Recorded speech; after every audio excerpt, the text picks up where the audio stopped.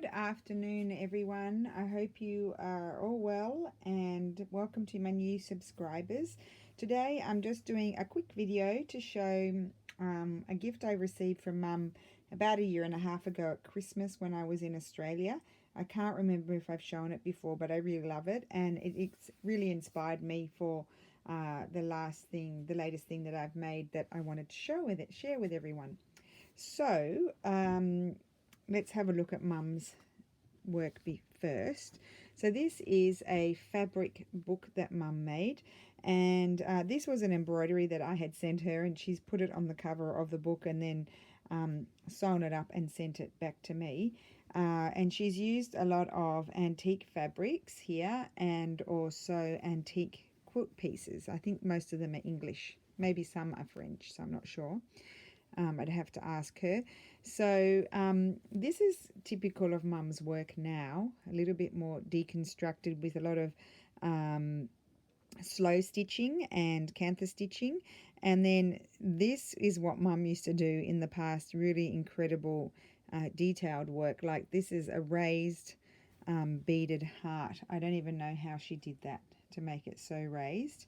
And also typically Mum used to in the 80s, late 80s and early 90s, do a lot of ribbon embroidery with those sort of cherubs in them. So it's really cool that she included that in there because it reminds me of when I was younger in Australia. And then also very precise embroidery. Actually, she likes to use solvi, and I can see all the solvi there. That's just so Mum. She just doesn't ever take it all out or anything. I think she can't, like, she can see, but her sight is not as precise as it used to be, so she tends to leave her tacking in and that sort of stuff as well. So, oh, this is one of my favorite pages. Look at this. So this is a vintage doily, which is just beautiful. I've never seen one so pretty before. And then Mum did this wool, felted wool applique on this antique quilt, and then just a mix of embroidery. So there's some ribbon embroidery there. There's also, I can see bits of wool and silk and all kinds of things. So I remember she used to always do grub roses in the 80s, so that's and the 90s, so that's really funny. And then over here, this is a vase she created with a lovely piece of antique lace, and then beautiful felted wool here. And then she's made some Suffolk puffs, and then she loves, this is just so signature Mum, she loves to put little fluffy things coming out of the Suffolk puffs. So that's really Mum, that's really funny. And then this is some felt cord that we can get here in Italy that I had given her. And then over the page, this is a beautiful antique French piece, and I can't believe Mum gave that to me because it's just so beautiful. It was a doily with this beautiful wreath, and then some more puffs. These pansies Mum made, she used to make those in the 90s as well, and she said you can't even buy the ribbon anymore, so to make those you can only get this type of ribbon. Well, you might be able to, but where Mum looked, she said you could only get it, can't remember if she needed it with the wire. Yes, it's wired. So she needed it wired. Now you can only get it without the wire. And I love the way she's cut out this applique piece as well from probably a hand towel or something like that. This page has a gorgeous Suffolk puff and some canthus stitching, some antique bits and pieces, and some hexagons, because Mum is very good at doing hexagons as well. And then the back page has this beautiful, this was a quilt. And Mum, when she buys, this is a good point, when she buys the antique pieces of quilt, she pulls apart the layers, and she said you find the most amazing fabrics, often, you know, between the batting and the outer layers. So a lot of these, she's pulled them apart and found fabrics inside as well. So there's some embroidery there, fluffy bits, felted wool, that's not couch, that's stem stitch, but she likes to use all different threads. So that's my gorgeous gift from Mum. And then, so this inspired me to do this here. I don't think I worked on it in the last few days because I was tired when I came back from Verona. So I just thought I might do something for fun. And this is a wallet that I bought from Edo Arts in Sydney. I don't know if any of you have ever been there, but Edo Arts is an antique Japanese store, and they have a whole mix of things, beautiful antique manuscripts and Japanese fabrics and furniture and kokeshi dolls and all kinds of things. It's a great shop. So if anybody, it's in the northern part of Sydney, but it's a wonderful place to visit.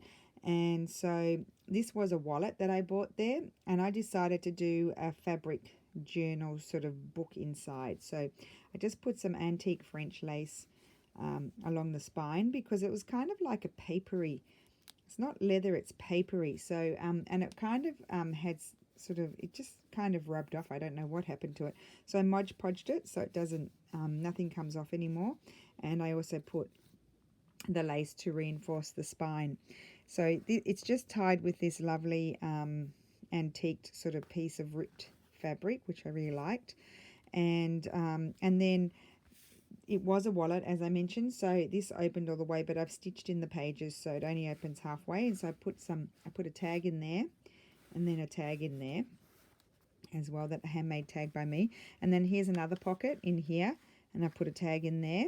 And then at the back it has this little bone, isn't that gorgeous? This little bone sort of hook that hooks in there, and it closes this extending sort of pocket. And I put a little notebook in there, but you could put something else in there if you want to.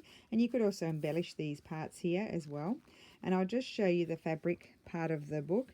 So I've used a lot of my favorite antique fabrics and laces, and also some vintage embroideries to embellish. And I've done a bit of stitching here and there as well. And a beautiful antique Suffolk puff, some lovely hand-dyed antique trim here and here.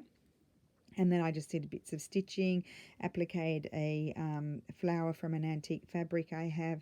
And I just really enjoyed collaging all these beautiful fabrics that I have. That was something that I had hand dyed. And beautiful vintage cross stitch. And then Suffolk puffs in a sort of bundle or on a stem. I've embroidered the stem. Some lovely hand dyed antique trim here, and an antique initials. And these fabrics are incredibly old. You couldn't really, I couldn't use those to make a bag or anything because they're very fragile. So this is the perfect place to put them. And then one of my favorite doilies that I use it very sparingly because I just love the color. And then another hand embroidery over here, another one of my favorite fabrics that I don't have very much of here. So that was really, really fun to make. I just thought I'd show you these really cool trims that I got over the weekend from Calimala. She's a lovely Italian lady from, I think she comes from Piemonte, and she's on Facebook, Calimala. And they hand dye fabrics, eco dye fabrics and trims, and also embroidery threads. So I bought these in May. This is beautiful antique hemp. Look at the beautiful colors in there. I haven't used it yet. This is beautiful Irish, I think, linen that you can cross stitch on. So I'm going to do a cross stitch something on there. And then this is another beautiful piece of hemp as well that I had bought from her in May. This time I bought these gorgeous hand-dyed antique trims and laces from her.